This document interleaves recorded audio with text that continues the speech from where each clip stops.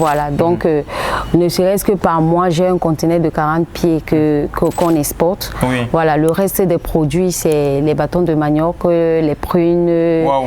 voilà. Les mangues, peut-être? Les mangues au niveau de conteneur, non.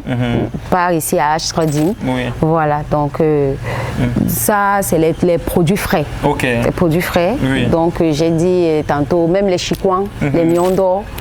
Donc, on exporte aussi là-bas? On exporte là-bas en mettant bien sûr dans les conteneurs frais. Wow. À ce niveau, il se trouve 4 personnes. 4 personnes pour laver.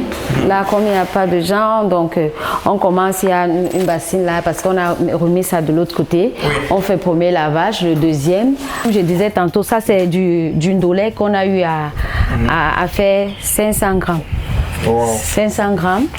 Comme je disais tantôt, là dans les cartons, c'est les feuilles de manioc déjà emballées déjà dans les cartons. Donc, prêt pour être envoyé. Après être envoyé, voilà. Donc,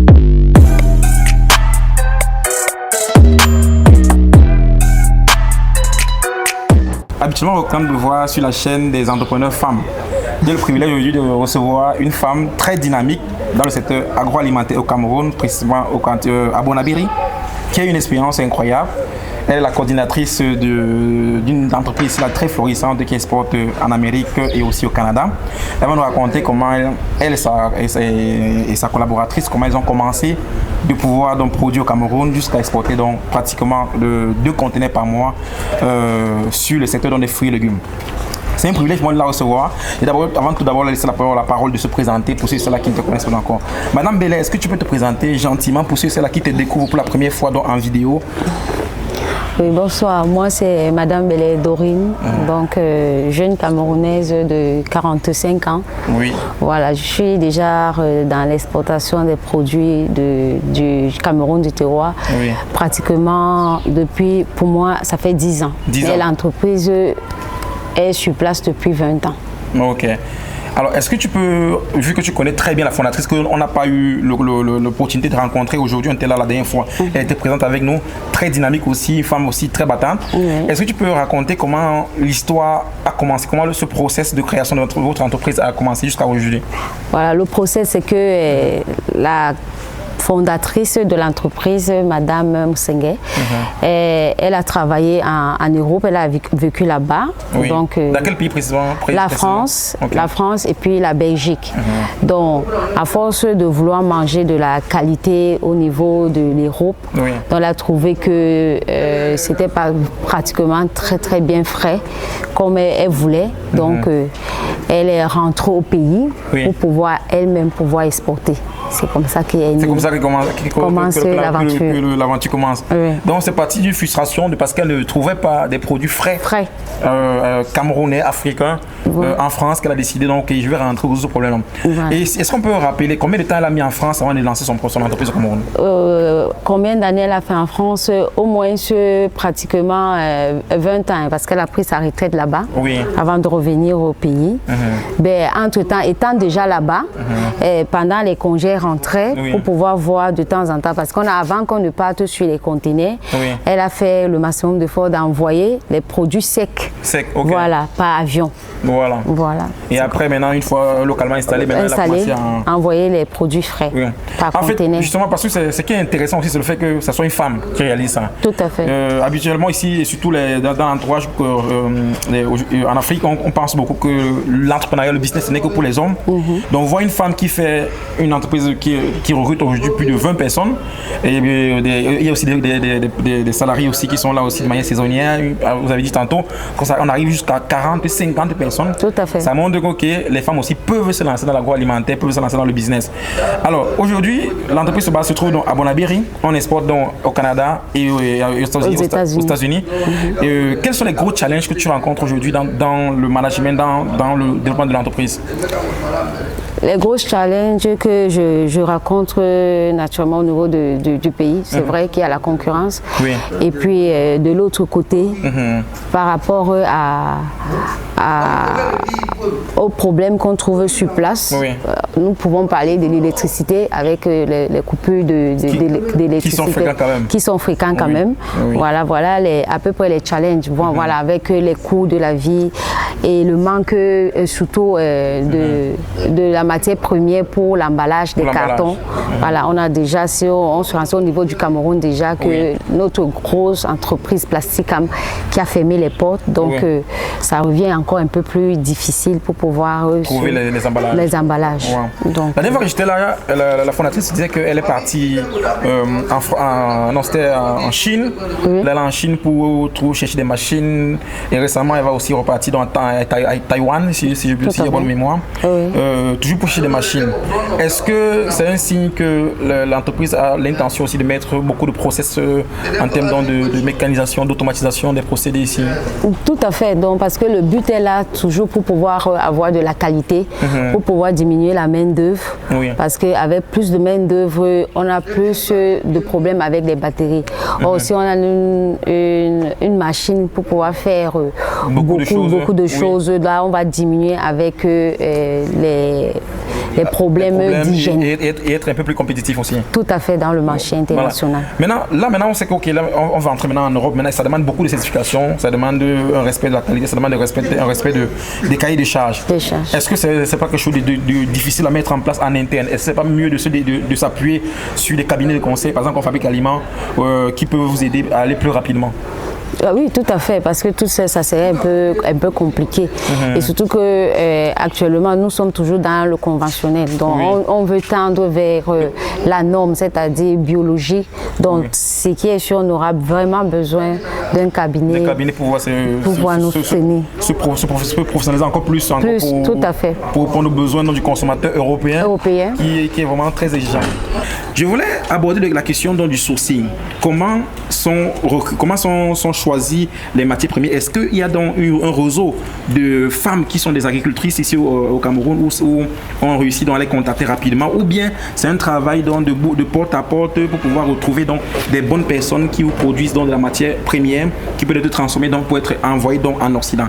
Madame Belin, quelle est la difficulté? Comment est-ce que vous faites pour pouvoir retrouver les matières premières, que ce soit pour les feuilles de manioc, le miandor, que ce soit pour les différents produits que vous envoyez en Occident? Oui, c'est vrai qu'au début c'était extrêmement difficile, mais actuellement j'ai pu créer tout un groupe de personnes pour pouvoir me livrer les produits dont j'en ai besoin. Voilà, donc j'ai tout un carnet d'adresses que je m'adresse particulièrement. Donc on peut commencer du sud-ouest pour certains légumes, allant jusqu'à pour les bâtons de manioc à Mbamkomo, au centre. Donc, et en ce qui concerne des produits, le chikwang, ça c'est un produit spécial pour les Congolais.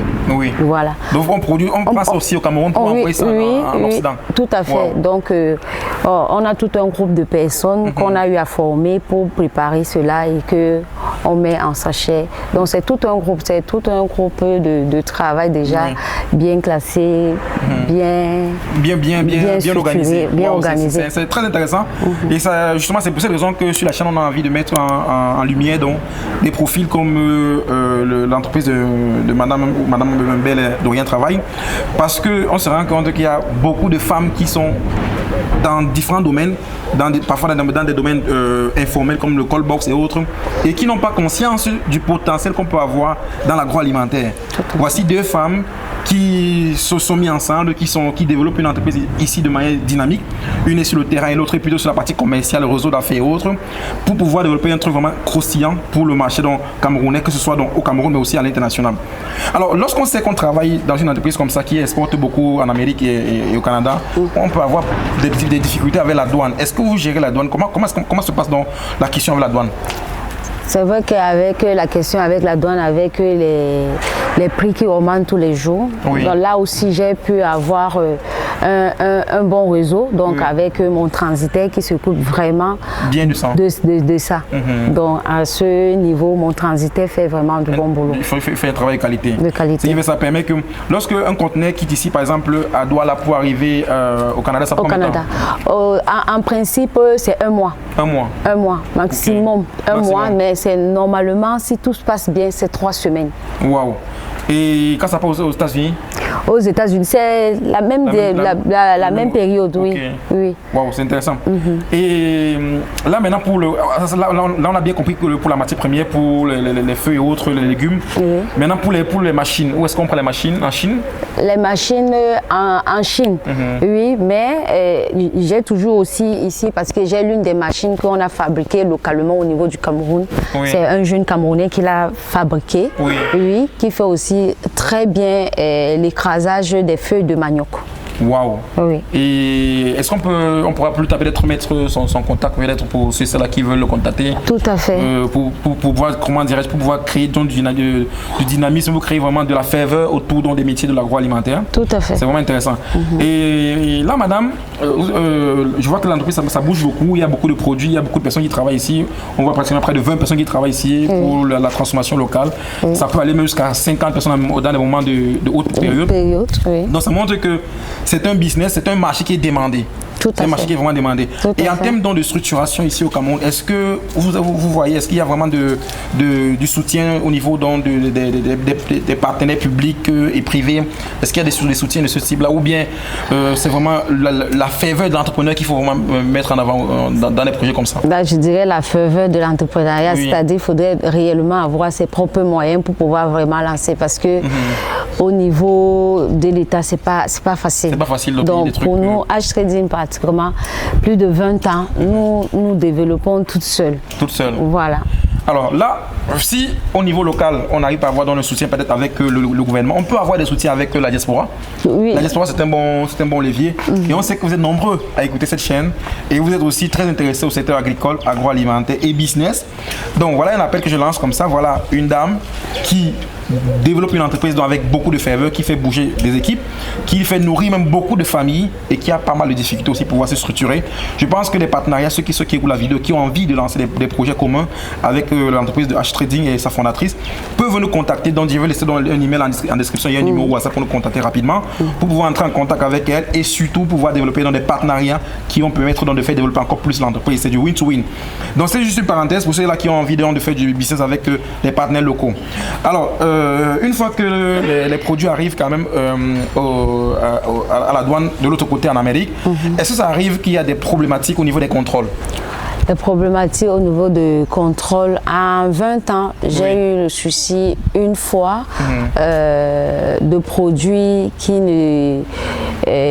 on a eu du retard, donc il y a eu un souci du retard, donc certains légumes ont dû changer en 20 ans, donc une fois on a eu ce souci qu'on a pu remédier. Alors au Cameroun, il y a de moins en moins de jeunes, de femmes qui viennent faire l'agroalimentaire. On voit plus de femmes faire le call-box, faire la coiffure, faire d'autres métiers, parfois même informels, encore plus même. Est-ce que vous encouragez une femme de se lancer dans l'agro-business comme vous l'avez fait aujourd'hui avec votre fondatrice? Oui, bien sûr, parce que en tout cas, la femme, elle est naturellement forte. Hein. Donc, si nous, on a pu s'en sortir, beaucoup pourront s'en sortir. C'est vrai qu'il y a beaucoup de challenges. Il faut juste aimer l'agriculture, aimer ce qu'on fait. Et puis, on peut bien s'en sortir.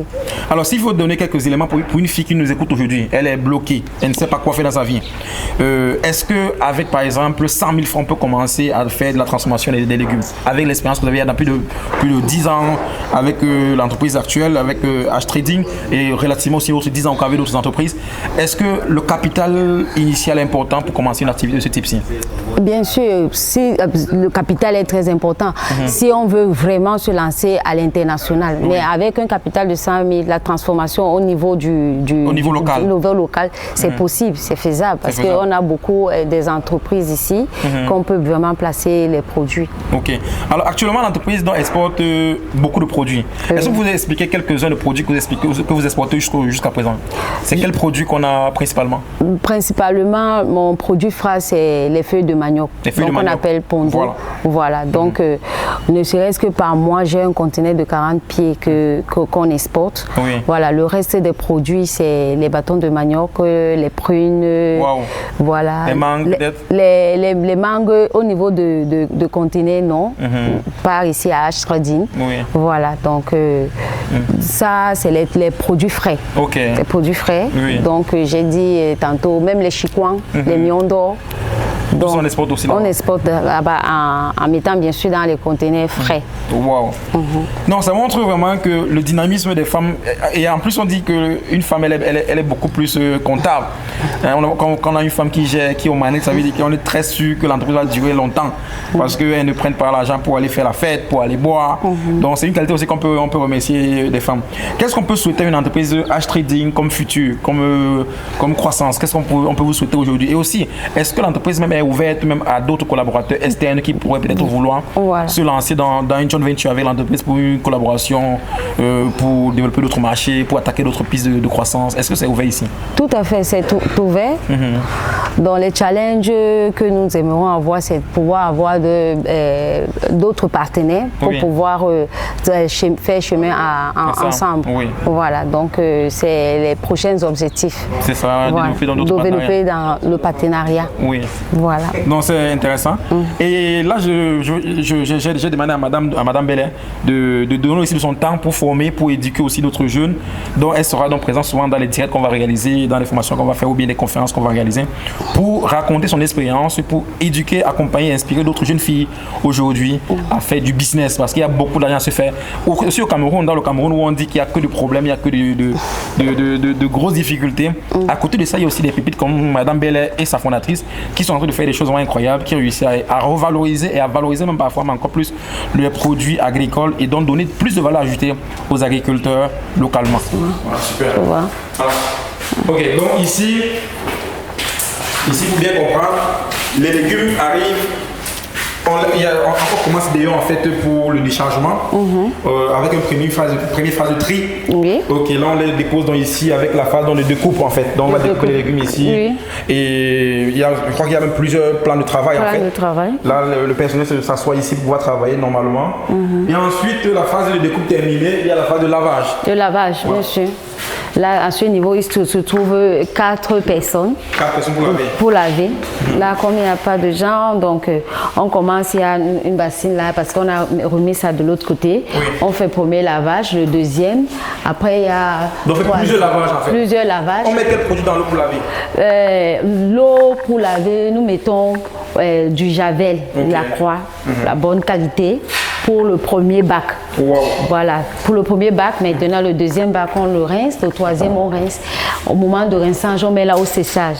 Au séchage? Oui, au séchage. Au niveau du séchage qu'on a mis, là maintenant, il y a une personne qui est là, qui passe pour écraser. Qui écrase. Donc ça, c'est une machine pour écraser. La machine dont je disais tantôt qu'un Camerounais a pu fabriquer sur place. Voilà.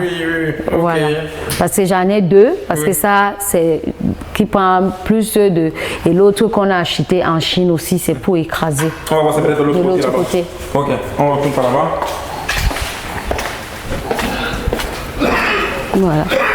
Là, c'est la salle de finition. Comme je disais tantôt, voilà la machine fabriquée par un Camerounais. Par un Camerounais. Ça, c'est fabriqué par un Camerounais qui marche avec le disjoncteur. Donc, ce qui met à écraser. Voilà. Ça écrase les feuilles de manioc.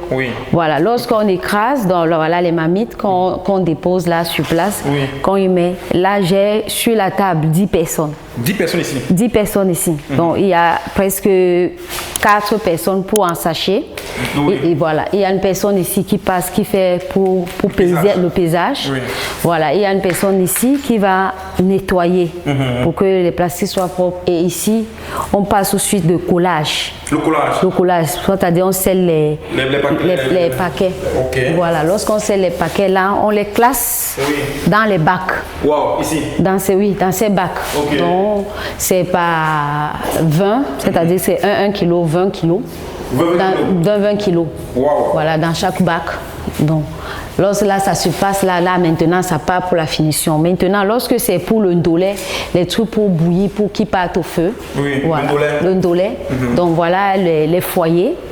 Ok. Voilà. Après la découpe directement là-bas, ça vient par ici. Donc là, si on termine la découpe là-bas, on ne fait plus l'ensachettage. Non, on amène d'abord pour la cuisson. Pour la cuisson. Okay. Voilà, pour la cuisson. Lorsque la cuisson, là, voilà, on refroidit les légumes de ce côté. Oui. On lave. On les refroidit ici. On refroidit avec l'eau. Avec l'eau. Voilà. On lave, on continue le lavage pour que le ndolé soit moins amer. Oui. Qu'on va mettre toujours dans les bacs, les marmites pour en sachet, pour faire le même process, pour mettre dans les cartons. Et là, directement, on va mettre dans le conteneur. Comme je disais tantôt, ça c'est du ndolé qu'on a eu à faire 500 grammes. Wow. 500 grammes. Comme je disais tantôt, là dans les cartons, c'est les feuilles de manioc. Déjà emballées déjà dans les cartons. Donc, prêt pour être envoyé. Après être envoyé, voilà. Donc, comme nous sommes samedi, lundi, on va cartonner le reste de ndolé qu'on a eu à faire. Oui. Et puis continuer le même process jusqu'à ce que le conteneur soit plein pour être exporté. Pour être exporté. Wow. Tout simplement. Là, vous voyez franchement le travail vous voyez le travail des femmes. Parce qu'on pense que les femmes sont juste prêtes pour la cuisine là. Il y a des femmes qui sont pour l'industrie.